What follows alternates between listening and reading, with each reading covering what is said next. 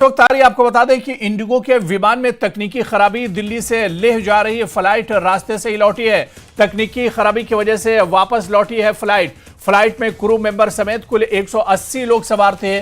Delhi airport पर flight की सुरक्षित लैंडिंग हुई है। यह फ्लाइट लगभग लेह पहुंच चुकी थी, लेकिन तभी तकनीकी खराबी का पता चला और फिर इसे वापस दिल्ली में लैंड करवाया गया है।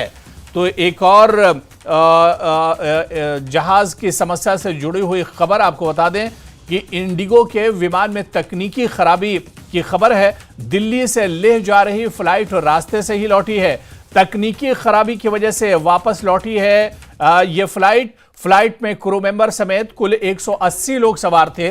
दिल्ली एयरपोर्ट पर फ्लाइट की सुरक्षित लैंडिंग कराई गई है और तस्वीरें भी आप देख सकते हैं। जो लोग इस फ्लाइट में सवार थे उनकी सुरक्षित वापसी एक तरह से कराई गई है, सुरक्षित लैंडिंग कराई गई है और दिल्ली वापस ये फ्लाइट लौटी है। तो इस वक्त की बड़ी खबर आपको बताते चले कि इंडिगो के विमान में तकनीकी खराबी के चलते दिल्ली से लेह जा रही फ्लाइट रास्ते से ही वापस लौट आई है।